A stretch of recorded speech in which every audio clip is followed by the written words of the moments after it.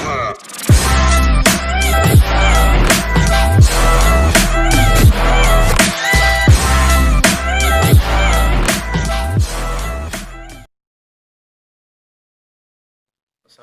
warahmatullahi wabarakatuh.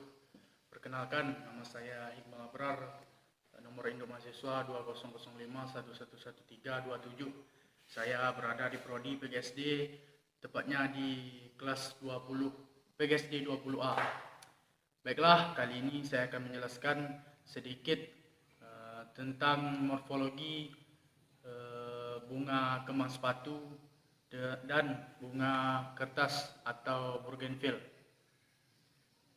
Baiklah, saya akan menjelaskan sedikit tentang morfologi bunga kertas, yaitu kita mulai dari kelopak bunga. Kelopak bunga atau sering disebut dengan sepal, yang ini, yang berwarna hijau di bawah mahkota bunga. Kita geser sedikit, kita akan melihatkan mahkota bunga atau klora.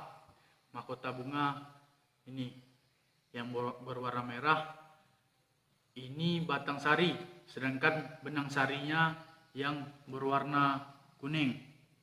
Berwarna kuning, benang sari disebut juga dengan stamen, sedangkan putiknya berada di ujung yang ini, yang berwarna hitam, ya, sering disebut juga dengan karpel. Ya, bisa kita lihat batang dari bunga raya atau Hibiscus rosa sinensis berbentuk bulat, keras, dan seperti kayu, dan berdiameter kurang lebih 9 cm. Bisa kita lihat batang dari Hibiscus rosa sinensis sendiri berbentuk bulat ya, keras seperti kayu, dan bisa berdiameter sepanjang kurang lebih 9 cm.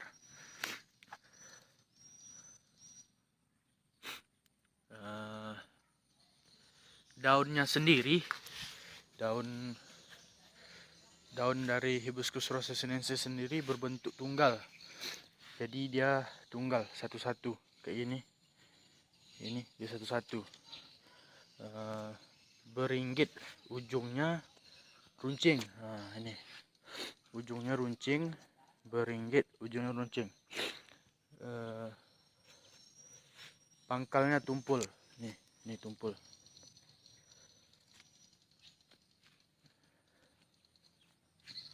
Sedangkan akarnya bisa kita lihat, akar dari Hibiscus rosa sinensis sendiri itu tunggal dan berwarna coklat muda.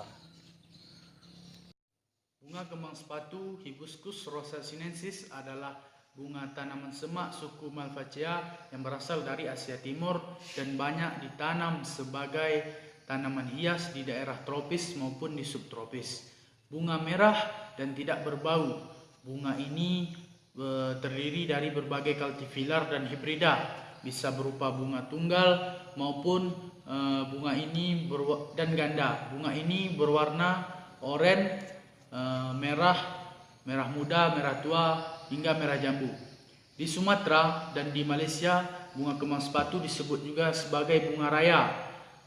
Bunga ini ditetapkan sebagai bunga nasional Malaysia pada tanggal 28 Juli 1960 dan orang Jawa menyebutnya sebagai kombang warawari. Bunga jenis ini terdiri dari 5 helai daun kelopak yang dilindungi oleh kelopak tambahan atau epilik, yang ini sehingga terlihat seperti memiliki 2 lapis kelopak bunga. Mahkota bunga terdiri dari 5 lembar atau lebih jika menyerupai hibrida tangkai. Putik berbentuk silinder, panjang dikelilingi tangkai sari berbentuk oval yang bertaburan serbuk sarinya. Biji bunga ini sendiri terdapat di dalam buah berbentuk kapsul berbiji 5. Pada umumnya, tinggi tanaman bunga kembang sepatu ini berkisaran setinggi 2 sampai 5 meter. Daun dari bunga kembang sepatu ini sendiri berbentuk telur yang lebar atau bulat, telur yang sempit dengan ujung daun yang runcing. Di daerah tropis atau di rumah kaca, tanaman berbunga sepanjang tahun, sedangkan di daerah subtropis berbunga mulai dari musim panas hingga musim gugur. Bunga berbentuk trompet ini dengan diameter bunganya berkisaran lebarnya 6 cm hingga 20 cm. Jadi bunga ini memiliki lebar yang cukup sampai 20 meter. Putik menjulur keluar dari dasar bunga ini. Bunga bisa mekar menghadap ke atas, bisa menghadap ke bawah mekarnya, dan ke samping. Pada umumnya tanaman ini bersifat steril karena tidak menghasilkan buah. Jadi bunga kembang sepatu ini tidak menghasilkan buah sama sekali, hanya bunga saja. Tanaman kembang sepatu ini berkembang biak dengan cara stek, pencangkokan, dan penempelan. Bisa kita stek, bisa kita cangkok, bisa dengan metode penempelan. Mana yang bagus itu yang kita buat. Bunga kembang sepatu sendiri berbentuk trompet. Ini kayak trompet. Bunga kembang sepatu banyak dijadikan tanaman hias karena bunga yang cantik. Bisa kita lihat sendiri. Bunga ini digunakan untuk menyemir sepatu di India sebagai bunga persembahan. Di Tiongkok, bunga yang berwarna merah digunakan sebagai bahan perwarna makanan. Sedangkan di Indonesia, negara kita sendiri, daun dan bunganya digunakan sebagai pengobatan tradisional yang dijadikan juga sebagai minuman atau dijadikan sebagai pengganti teh. Di Okinawa, Jepang, bunga ini sendiri digunakan sebagai tanaman pagar. Di bagian selatan Okinawa ditanam tanaman ini disebut Gosahana atau sering disebut bunga kehidupan setelah mati, sehingga banyak ditanam di makam-makam di Jepang.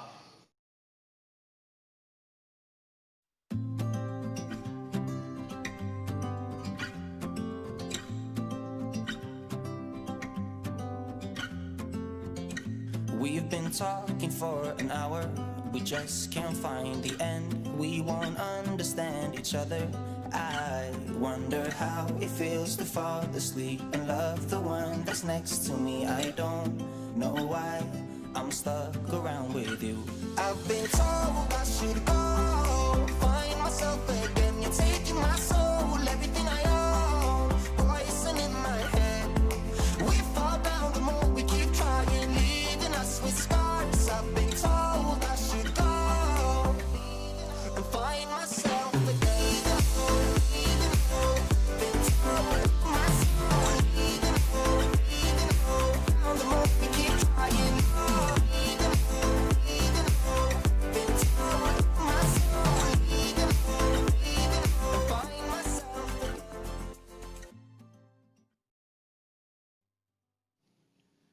Baiklah, saya akan setelah menjelaskan bunga kembang sepatu. Kali ini kita masuki ke bunga bougainville atau bunga kembang kertas. Bunga kembang kertas adalah tanaman hias populer yang bentuknya berupa pohon kecil yang suka tumbuh tegak titik. Keindahannya berasal dari seludung bunganya yang berwarna cerah dan menarik perhatian karena tumbuh dengan rimbunnya. Seludung bunga ini kerap dianggap sebagai bagian bunga, walaupun bunga yang benar adalah bunga yang kecil. Bunga yang kecil berada di atasnya, yang ini.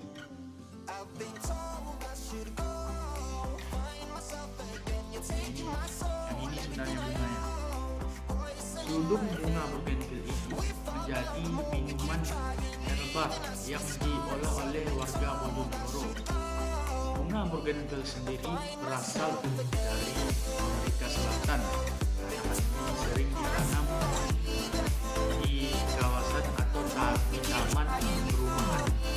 Pada waktu tanaman ini berbunga, tanaman ini mempunyai kebiasaan membentukkan beberapa daunnya. Bentuknya adalah pohon kecil yang suka tumbuh tegak, memiliki seluruh bunga. Tanaman ini disebut juga dengan bunga kertas karena bentuknya tipis dan menyerupai ciri-cirinya seperti kertas. Nanti saya akan tampilkan bagaimana bentuk dari pohon dan bunga kertas tersebut. Bunga bougainville sendiri, perawatannya atau kita merawatnya itu sangatlah mudah sekali karena hanya memerlukan waktu yang tidak lama, karena setiap spesies tumbuhan ini sangat sesuai ditanam di negara kita dan bisa tumbuh hingga 10 meter tingginya. Batang tanaman ini, tanaman bunga ini agak keras dan mempunyai duri yang tajam sebagai pelindung dirinya dari predator-predator seperti hewan-hewan yang sukar memakan tanaman. Tanaman ini bercabang-cabang, pengembangbiakannya pula hanya memerlukan keratan batang yang disemai di dalam bungkus plastik atau pot dengan cara mudah. Selain itu, tanaman ini juga mempunyai sulur yang rapat, daun yang lebar dan berbentuk bujur tirus yang membentuk rimbun. Pokok di kawasan halaman rumah atau juga sebagai tumbuhan pagar di kawasan yang menarik atau tempat wisata juga banyak tumbuh bunga kertas ini sendiri.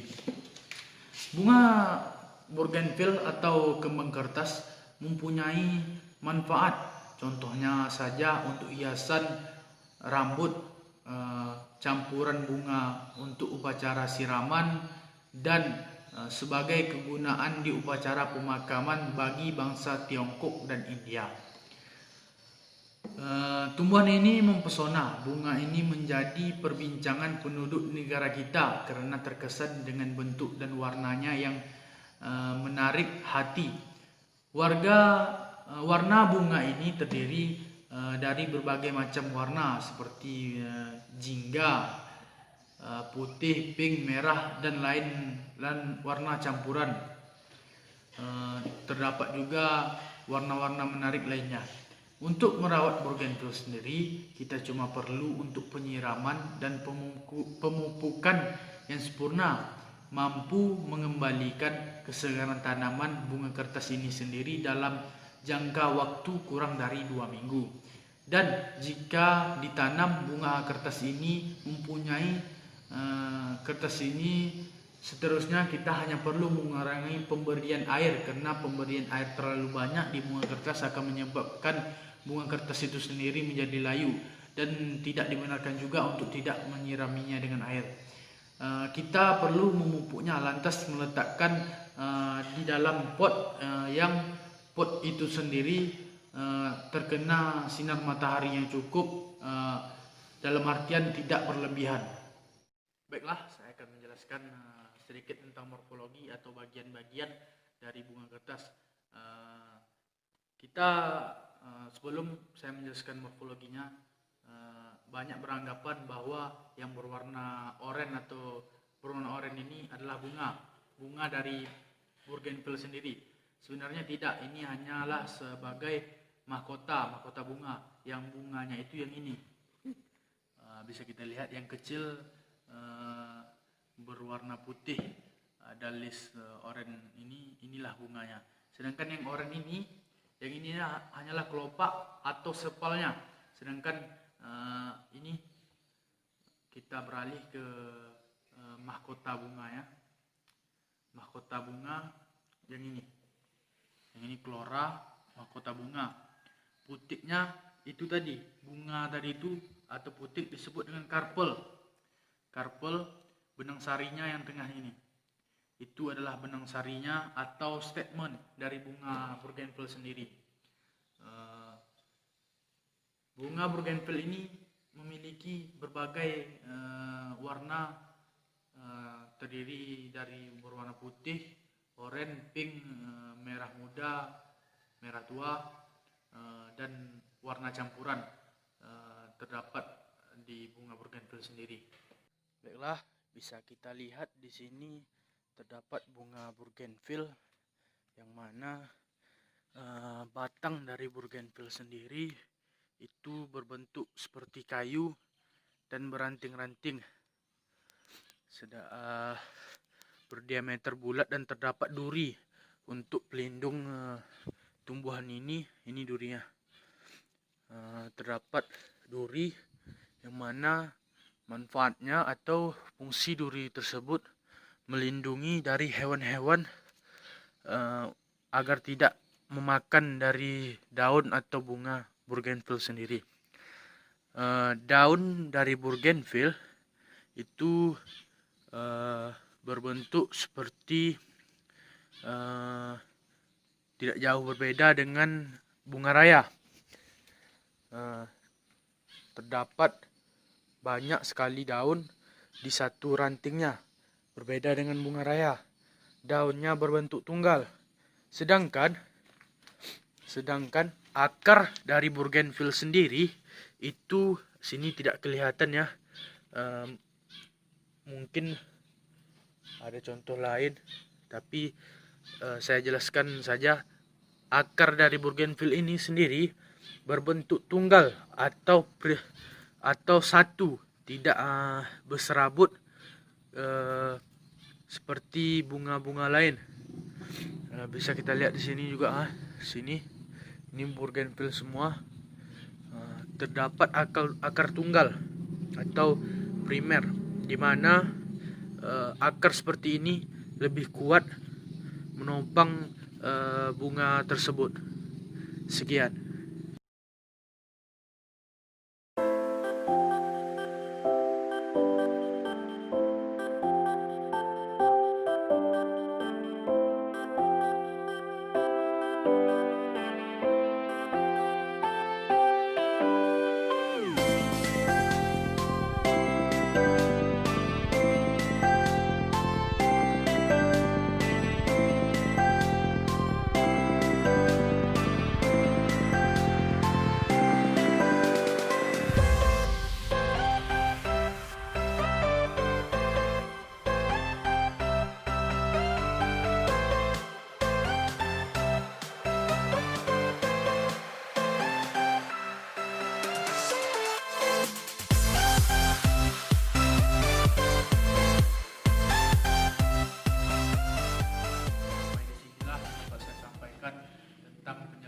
Yaitu bunga raya atau bunga kembang sepatu dengan bunga bougainville atau kembang kertas.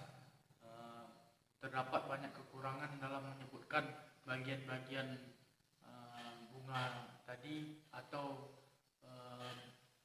dari bentuk-bentuk bunga yang tadi. Saya mohon dimaafkan. Semoga video yang saya buat ini bermanfaat bagi kita semua dan bisa dipelajari tentang morfologi bunga raya atau bunga kembang sepatu dengan bunga kertas atau bougainville.